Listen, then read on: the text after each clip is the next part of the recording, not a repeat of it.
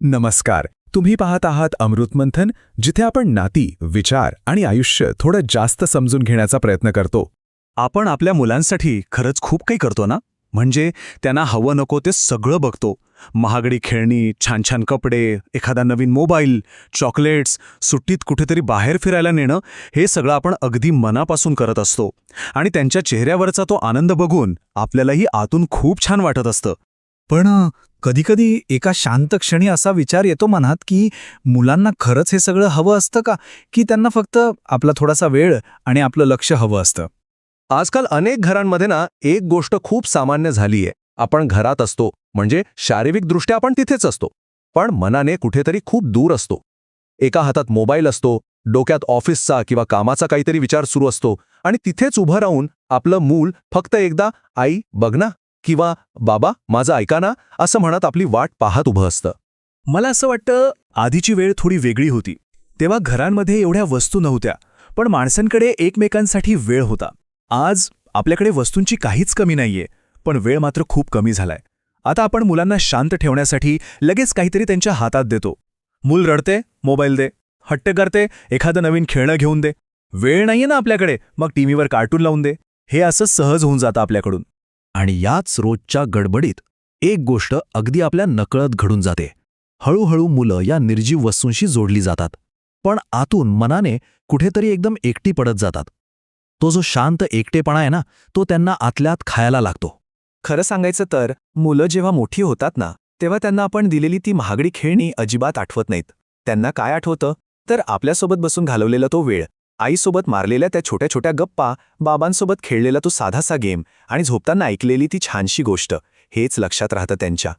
कारण मुलांच्या त्या निरागस मनाला ना एका भावनिक जोडणीची, एका कनेक्शनची गरज असते, वस्तूंच्या कलेक्शनची नाही. हे शब्द ऐकायला खूप साधे वाटतात, पण यात खूप मोठा अर्थ लपलेला आहे, नाही का? लहान मुलांचं मन आणि त्यांचा मेंदू हे खूप वेगाने विकसित होत असतं. त्यांना फक्त अन्न आणि कपड्यांची गरज नसते, तर एका सुरक्षिततेची, इमोशनल सेफ्टीची गरज असते. जेव्हा आपण त्यांचं बोलणं लक्ष देऊन ऐकतो, त्यांच्याकडे बघून हसतो, तेव्हा त्या चिमुकल्या जीवाला जाणवतं, हो मी इम्पॉर्टंट आहे. आणि हीच जाणीव त्यांना आयुष्यात पुढे जाण्यासाठी एक प्रचंड मोठा आत्मविश्वास देते. पण जरा विचार करा, मूल अगदी उत्साहाने काहीतरी सांगायला धावत येतं आणि आपण न बघताच म्हणतो, थांब जरा, आता नाही, मी बिझी आहे.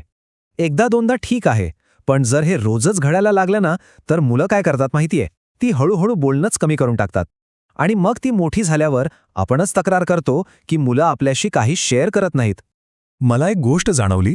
जपानी लोकांच्या जीवनशैलीत ना मुलांना वाढवताना प्रेझेन्सला खूप महत्त्व दिलं जातं. म्हणजे जेव्हा ते मुलांसोबत असतात तेव्हा त्यांचं पूर्ण लक्ष फक्त मुलांवर असतं. मोबाईल बाजूला, बाकीचे विचार बाजूला, ते मुलांचं अगदी छोटे छोटे बोलणंही पूर्ण लक्ष देऊन ऐकतात. म्हणूनच तिथे मुलं भावनिकदृष्ट्या खूप सुरक्षित आणि इंडिपेंडेंट असतात असं म्हणतात. आपल्याकडे बऱ्याचदा असं होतं बघा, मूल एखादं साधंसं ड्रॉइंग काढतं आणि धावत येऊन आपल्याला दाखवतं. आपण घाईघाईत फक्त छान आहे म्हणून मोकळे होतो, पण नीट बघतही नाही. खरं तर त्या वेड्यावाकड्या रेषांमध्ये मूल आपलं प्रेम शोधत असतं. त्याला फक्त शाबासकी नको असते, त्याला आपला संपूर्ण वेळ आणि आपलं लक्ष हवं असतं. जर आपण प्रत्येक वेळी मूल रडल्यावर किंवा उदास असल्यावर त्याला शांत करण्यासाठी एखादी वस्तू दिली, तर हे खूप धोकादायक ठरू शकतं. कारण मग मुलांच्या मनात एक समीकरणच तयार होतं, आनंद म्हणजे गिफ्ट आणि प्रेम म्हणजे वस्तू. आणि माणसांमधला जो भावनिक ओलावा असतो ना, तो कुठेतरी हरून जातो. आणि मग पुढे जाऊन हीच मुलं भावनिकदृष्ट्या खूप नाजूक होतात. त्यांच्यात संयम म्हणजेच पेशन्स कमी होतो. कृतज्ञतेची भावना कमी होते, कारण त्यांना प्रत्येक भावना फक्त वस्तूंनी भरून काढण्याची सवय लागलेली असते. त्यांना हे समजतच नाही की काही भावनांना फक्त स्पर्शाची आणि सोबतीची गरज असते. आजच्या काळात प्रत्येकजण बिझी आहे हे अगदी खरं आहे. ऑफिसचं काम, घर, बाकीच्या जबाबदाऱ्या, हे सगळं आहेच. पण मला सांगा, मुलांना आपला तासनतास वेळ खरंच हवा असतो का? नाही.